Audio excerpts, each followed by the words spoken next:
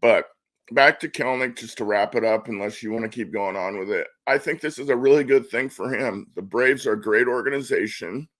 Kelenic is going to be in a lineup that I had hoped Seattle would build for him. He's going to have no pressure on him. Sure, he struggled at times, high fastball, recognizing pitch, facing lefties. But Atlanta's Atlanta. They looked at Kelenic for a reason, and they think they can fix him or improve to what his potential is. I think it's going to be a great thing for him, and I would expect him to really have a good season. And you add a veteran left-handed pitcher to a team with that lineup. I mean, Atlanta Braves right now out the gate, as far as this trade, in this sandbox, they have won. If you're Atlanta right now, you got to be ecstatic about this. In fact, oh, there we go. If you're watching on YouTube, where's that? You got that Braves blanket going. Oh, keep yourself warm tonight. It's probably chilly up there in Washington, isn't it? Yeah, it's raining like Mariners fans, tears coming down out of the sky. Just another shocker. Now, you a key word that you said right there. You said Braves lineup looking.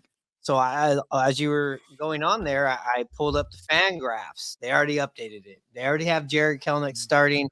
You want to hear it? You got Ronald Acuna, you got Ozzy Albies, you got Austin Riley, you got Matt Olson, you got Marcell Ozuna, you got Michael Harris II, you got Sean Murphy, you got Jarred projected in there, hitting low in the lineup at 8. For me, I really like that outfield. I mean, Acuna, and Kelenic and left, and then their center fielder, who we saw up in Seattle. Wow. You look at Atlanta, and you look at the Dodgers last year. These are two teams that you thought was going to be a shoe-in for the NLCS. Shit happened. They're adding on to their team somebody that he's got zero pressure to carry this team. And, he's aligned himself up in a lineup with another big superstar on the same or maybe just a little bit above the level of Julio. Yeah. I mean, that outfield is defensively, yikes. They're good.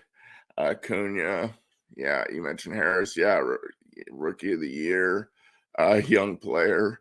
I mean, it's funny you mentioned the Dodgers too in that part of your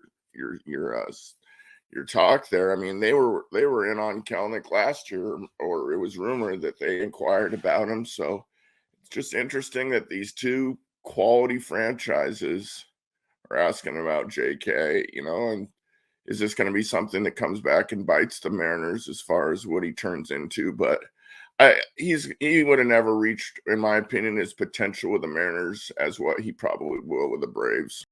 Think about it. If you're the Mets, now he's back in the division, the first people to get rid of him. And also the amount or the return that you're getting.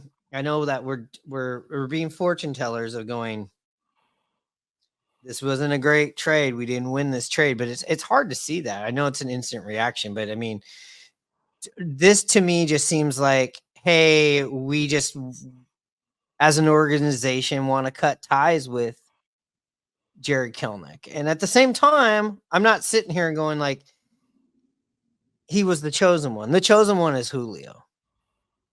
And that's what we have to remember. But at the same time, I don't feel like Jarred Kelenic got a fair shake at being brought up without the pressure of being like, you need to perform right now because we're in a pennant race and we don't have any other options because we didn't bring anybody in free agency and we didn't do it again. And we put you in this situation again. And we're going to hit you lead off. Remember that? Yeah.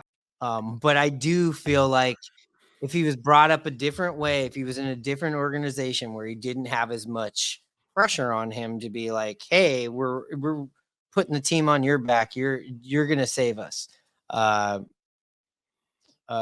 you have to play every single day. I mean, the plan last year was that he was going to be a platoon player And to his credit, the people that he was paired with to be a platoon player, AJ Pollock, whomever, didn't pan out. And he was showing signs of, hey, he could be an everyday hitter, everyday player. His average dipped after April, but I think we talked about it on here where it was going like, wow, yeah, he has been kind of slumping, but you wouldn't know because of every hit he had and everything that he did was like big moment, big hustle, great play in the outfield. Like he contributed something to the team positively so much. And then you have the water cooler thing, and then it kind of triggers you back to like, oh, see, he's not changed. But again, he's young. So it's just one of those it's always going to be what if moments, especially if he turns his career in the direction that we all think he can. And I think the biggest thing to me is, again, the return of what you got for him, why he was part of this deal. I get it, but I also am like, that's the part that sucks. Like we said when we were starting here, like I could see if you made a trade maybe last year or something for something that you really needed. Like we need this right now.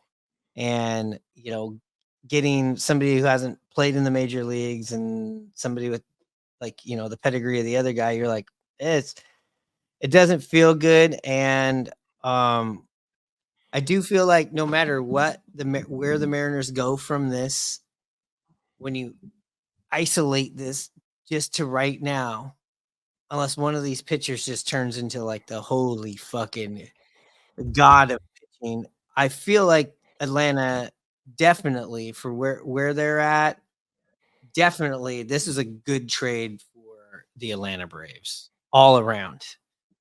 Evan White, see what happens with him. Marco Gonzalez healthy is gonna help your team, especially with a lineup like that. It's a great fit. Jarred Kelenic, no pressure, end of the lineup on a stud lineup. A great I agree with all that. Great trade for the Braves.